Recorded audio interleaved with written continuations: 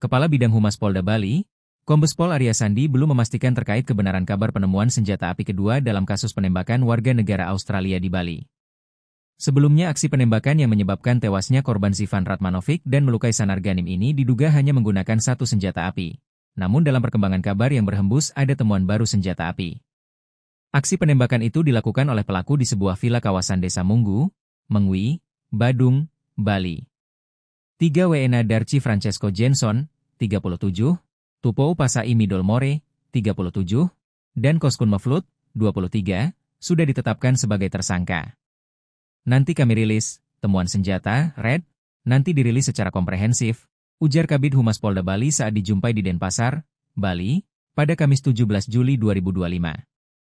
Kombes Pol Sandi menyampaikan bahwa pihak kepolisian saat ini masih terus mendalami kasus ini melalui penyidikan dengan ranah pidana yang mengarah pada perencanaan pembunuhan ini. Yang dirangkai perencanaan pembunuhan ini direncanakan jauh-jauh hari kedatangan dari Jakarta melalui Surabaya masuk ke Bali. Semua saksi di TKP di terminal di warung tempat dia beli apa menjadi objek yang kami minta keterangan, ungkapnya. Kabid Humas Polda Bali juga enggan buru-buru menyimpulkan bahwa ada indikasi pembunuh bayaran dalam kasus ini. Sejauh ini jumlah tersangka masih 3 orang dan pengembangan terus dilakukan. Jumlah tersangka sementara masih 3. Pembunuh bayaran, Red, itu nanti belakangan, ujar dia. Polda Bali terus memastikan motif di balik penembakan yang dilakukan oleh 3 warga negara Australia terhadap sesama WNA di sebuah villa kawasan Desa Munggu, Mengwi, Badung, Bali. Adapun senjata api yang diduga digunakan pelaku menembak Zivan ditemukan oleh petugas di dasar Sungai Subak, Tabanan sekitar 700 meter dari tempat kejadian perkara, TKP. Di TKP serupa, polisi juga menemukan 1 magasin, 2 proyektil, puluhan selongsong peluru, pecahan peluru, serta martil yang diduga digunakan untuk mendobrak pintu villa korban tinggal. Bukti lain yang memperkuat keterlibatan tersangka antara lain residu mesiu, gunshot residue GSR, yang ditemukan di tubuh dan pakaian ketiganya, ungkap Kombes Pol Sandi.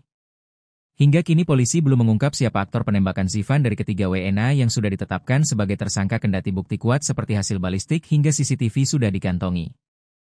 Apakah ketiganya eksekutor? Masih dalam proses lidik.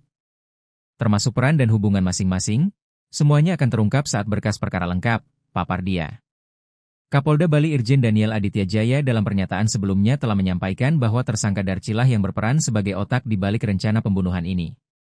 Darci berada di Bali sejak April 2025, tersangka menyewa villa, dan mempersiapkan 2 unit mobil serta 2 sepeda motor dan membeli martil, serta memesan tiket pelarian untuk ke Jawa setelah beraksi.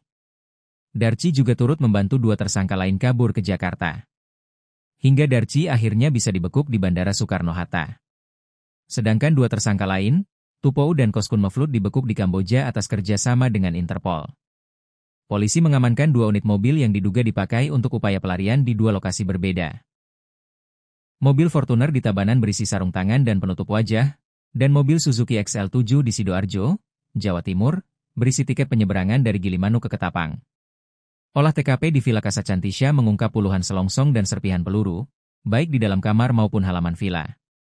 Pemeriksaan mikroskopik terhadap selongsong menunjukkan kecocokan dengan senjata api yang ditemukan. Polisi juga tengah mendalami isi ponsel para tersangka dan berkoordinasi dengan kepolisian Australia serta Divisi Hubinter Mabes Polri untuk menelusuri motif kejahatan lintas negara, mulai dari dendam personal, narkotika, hingga konflik bisnis internasional. Semua ini masih proses penyidikan. Motif akan kami ungkap secara utuh setelah penyidik menyelesaikan pemberkasan dan melakukan gelar perkara, papar Kapolda. Download Tribun X sekarang, menghadirkan lokal menjadi Indonesia.